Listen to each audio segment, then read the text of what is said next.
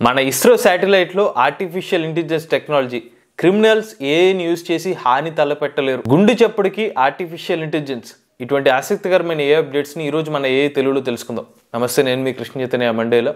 మీరు చూస్తున్నారు ఏఐ తెలుగు. మన వ్యూవర్స్లో చాలా మంది తెలుగులో ఆర్టిఫిషియల్ ఇంటెలిజెన్స్ కోర్స్ స్టార్ట్ చేయమని అడిగారు. వారి కోసం తక్కువ ఫీజుతో ఏఐ బిగినర్ కోర్స్ స్టార్ట్ చేస్తున్నాం. ఫస్ట్ బ్యాచ్ 2024 సంవత్సరం జనవరి 6వ తారీఖున ప్రారంభం కాబోతుంది. ఈ కోర్స్ అంతా కూడా తెలుగులో ఉంటుందండి. ఈ కోర్స్ కోసం 10 సంవత్సరాల ఎక్స్పీరియన్స్ ఉన్న ఏఐ ఎక్స్పర్ట్ తో మనం కొలాబరేట్ అయ్యాం. ఈ కోర్సు డ్యూరేషన్ 45 రోజులు ఉంటుంది. ఎవరికైతే ఇంట్రెస్ట్ ఉందో డిస్క్రిప్షన్ ఉన్న వాట్సాప్ నెంబర్ కి మెసేజ్ చేయండి, లేదంటే డిస్క్రిప్షన్ ఉన్న ఫామ్ లింక్ ని ఫిల్ చేయండి. ముందు రిజిస్టర్ చేసుకునే 50 మంది ఫస్ట్ బ్యాచ్ లో ఉంటారు. ఆలస్యం చేయకుండా రిజిస్టర్ చేసుకోండి. మొదటి అప్డేట్ చూసుకున్నట్లయితే మన భారతదేశానికి సంబంధించిన ఇస్రో శాటిలైట్స్ లో ఆర్టిఫిషియల్ ఇంటెలిజెన్స్ టెక్నాలజీని యూజ్ చేస్తామని చెప్పారండి. ఇప్పటి వరకు మన భారతదేశంలో సర్వైలెన్స్ కోసం 54 శాటిలైట్స్ అయితే యూజ్ చేస్తున్నారు. అయితే రాబోయే రోజుల్లో సర్వైలెన్స్ కి మరిన్ని శాటిలైట్స్ అవసరం అవుతాయని చెప్పి ఇస్రో భావిస్తుంది. దానికోసమే మరొక 50 శాటిలైట్స్ ని రాబోయే 5 సంవత్సరాల్లో తీసుకురాబోతుంది. ఈ శాటిలైట్స్కి ఆర్టిఫిషియల్ ఇంటెలిజెన్స్ టెక్నాలజీని యూజ్ చేయబోతున్నారు. అంటే ఇక్కడ ఒకవేళ 50 శాటిలైట్స్ ఉన్నాయనుకోండి, ఈ 50 శాటిలైట్స్ ఏ టెక్నాలజీ ద్వారా వాటితో అవి ఇంటరాక్ట్ అవుతాయి అనమాట. ఇక నెక్స్ట్ అప్డేట్ చూస్తే పేటిఎం ఫౌండర్ అయిన విజయ్ శేఖర్ శర్మ గారు కొన్ని ఆసక్తికరమైన వ్యాఖ్యలు అయితే చేశారు. తాజాగా ఆయన ట్విట్టర్లో ఒక పోస్ట్ అనేది రిలీజ్ చేశారు. ఇవాళ ఆర్టిఫిషియల్ ఇంటెలిజెన్స్ ఇన్ఫ్లుయెన్సర్సే ఒక పోస్ట్కి 80,000 రూపాయలు సంపాదిస్తున్నారని చెప్పి ఒక ఏఐ జనరేటెడ్ ఒక చాట్ బోట్ని యూజ్ చేసి కేవలం ఆ ఏఐ జనరేటెడ్ ఒక అమ్మాయి ఉంటుంది. ఈ అమ్మాయి జస్ట్ ఏఐ అనమాట. కాకపోతే ట్విట్టర్లో ఒక అకౌంట్ ఉంది. ఆ పోస్ట్ పెట్టడానికి దాదాపు $1000 అనేవి ఛార్జ్ చేస్తున్నారు. అంటే మన దేశ కరెన్సీలో ఇంచుమించుకి 80,000 రూపాయలు. సో దీన్ని బట్టి అర్థం చేసుకోవాల్సింది ఏంటంటే ఆర్టిఫిషియల్ ఇంటెలిజెన్స్ టెక్నాలజీ మనుషుల్ని రీప్లేస్ చేస్తుంది. కాబట్టి పేటిఎం ఫౌండర్ కూడా తాజాగా ఈ కంపెనీ వాళ్ళు 1000కి పైగా వీళ్ళ ఎంప్లాయీస్ని తొలగించడం జరిగింది ఉద్యోగాల నుంచి. వీళ్ళు ఏం చెప్తున్నారంటే మా ఉద్యోగస్తుల ప్లేసుల్లో ఏఐ టెక్నాలజీని యూజ్ చేస్తాం, సాధ్యమైనంత వరకు ఆపరేషన్స్ చేసే విభాగంలో ఏఐ టెక్నాలజీని యూజ్ చేస్తామని చెప్పారు. సో ఎక్కువ పనుల్ని మనుషుల ప్లేస్లో ఏఐ చేస్తుంది కాబట్టి మేము కూడా ఏఐని యూజ్ చేస్తున్నాం అని చెప్పి కొన్ని ఎగ్జాంపుల్స్ ఇచ్చారు. భవిష్యత్తుకి రెడీగా అందరూ కూడా సిద్ధం అవ్వాలి. ఒక 5 సంవత్సరాల క్రితం ఉన్న టెక్నాలజీ తర్వాత మళ్ళీ ఏమొస్తుందో తెలియదు అని ఇంకొక వీడియో కూడా పోస్ట్ చేయడం జరిగింది. ఇక నెక్స్ట్ అప్డేట్ చూస్తే ఆర్టిఫిషియల్ ఇంటెలిజెన్స్కి గాడ్ ఫాదర్గా భావించే యాన్ లూచిన్ అనే ఒక ఆర్టిఫిషియల్ ఇంటెలిజెన్స్ సైంటిస్ట్ కొన్ని కీలకమైన వ్యాఖ్యలు చేశారు. ప్రస్తుతం ఈయన మెటా సంస్థలో పనిచేస్తున్నారు. ఈయన అభిప్రాయం ఏంటంటే ఉగ్రవాద సంస్థలు ఏదైనా కూడా మనుషులకి హాని పెట్టే విధంగా ఏ టెక్నాలజీని యూజ్ చేయడం అంత ఈజీ విషయం అయితే కాదు.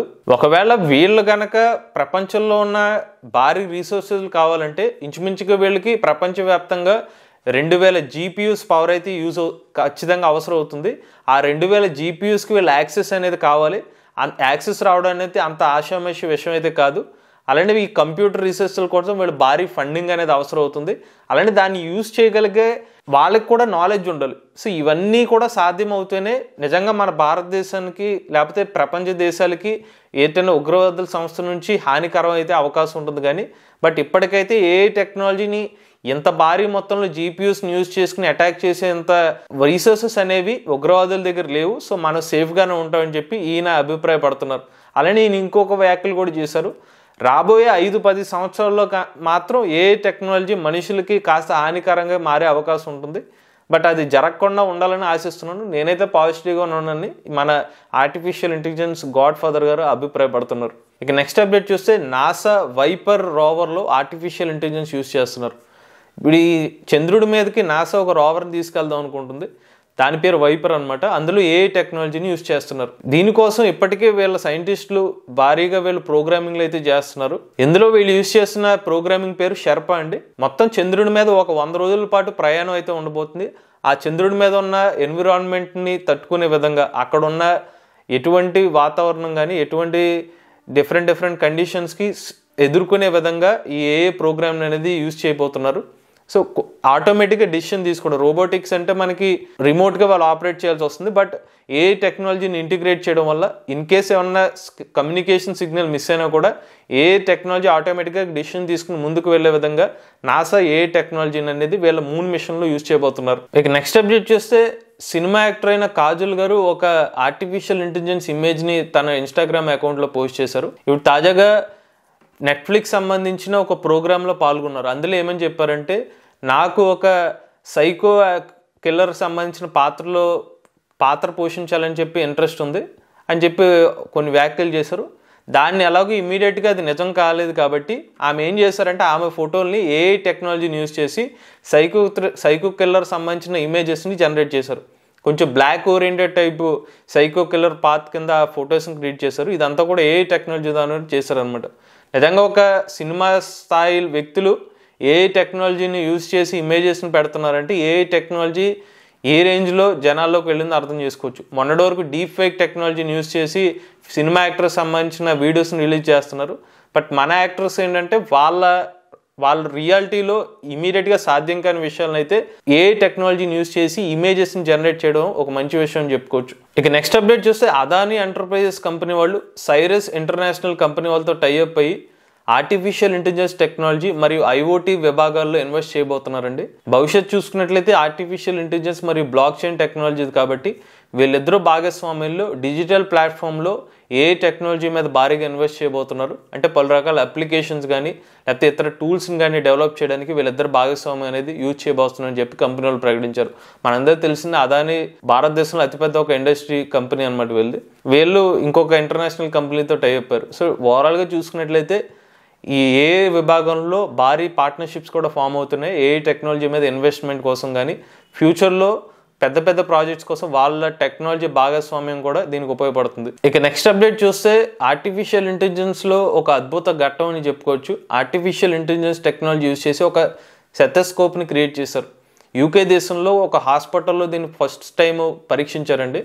జనరల్గా హార్ట్ పేషెంట్ సంబంధించి ఏమన్నా మనకి స్టెథోస్కోప్ని యూజ్ చేసి ఆ హార్ట్ బీట్ని అనలైజ్ చేస్తారు. కేవలం హార్ట్ పేషెంట్స్ అనే కాదు, ఎవరికైనా జ్వరం వచ్చినా ఏదైనా ఒంట్లో బాగోపోయినా ఫస్ట్ మనకి స్టెథోస్కోప్తో టెస్ట్ చేస్తారు.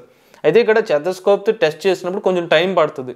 ఒక 30 సెకండ్స్ లేకపోతే ఒక 1 మినిట్ 2 మినిట్స్ పడుతుంది. దీని తర్వాత మళ్ళీ డాక్టర్ ఆ హార్ట్ బీట్ని బట్టి ఏమన్నా జబ్బు ఉందో లేదో, ఏమైనా సిమ్టమ్స్ ఉంటే దాన్ని రాసుకుంటారు. బట్ ఇప్పుడు ఏ టెక్నాలజీని ఒక స్టెథోస్కోప్లో ఇంటిగ్రేట్ చేయడం వల్ల జస్ట్ మనం ఒక పేషెంట్కి స్టెథోస్కోప్ని పెడితే ఆటోమేటిక్గా ఏ అల్గారిథమ్స్ ఆ హార్ట్ బీట్ ఫ్రీక్వెన్సీ ఆధారంగా ఇతనికి సిమ్టమ్స్ ఏంటనేది ఆటోమేటిక్గా మనకి డిజిటల్ రూపంలో ఇచ్చేస్తుంది అనమాట. అంటే డాక్టర్కి పని తగ్గిపోతుంది. ఇనీషియల్స్గా ఎక్కువ టైం ఏదైతే ఒక్కొక్కరికి హార్ట్ బీట్ చెక్ చేసే టైం ఒక 2 మినిట్స్ 3 మినిట్స్ పడుతుంది అనుకోండి, అది 15 సెకండ్లు తగ్గిపోతుంది. సో డాక్టర్ దాన్ని అనలైజ్ చేసే టైము తగ్గిపోతుంది.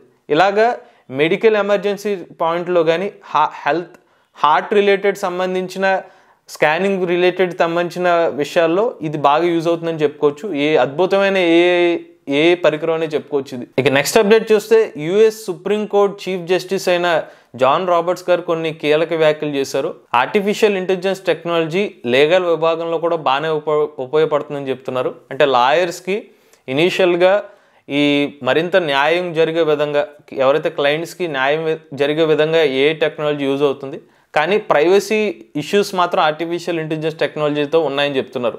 ఇంకొకటి ఏమని చెప్తున్నారంటే, రాబోయే 5-10 సంవత్సరాల్లో ఏ టెక్నాలజీ పూర్తిగా లాయర్స్ని రీప్లేస్ అయితే చేయలేదు, కానీ స్టార్టింగ్ ట్రయల్స్లో ఉన్న కేసెస్కి మాత్రం ఏ టెక్నాలజీ ఖచ్చితంగా ఉపయోగపడుతుంది.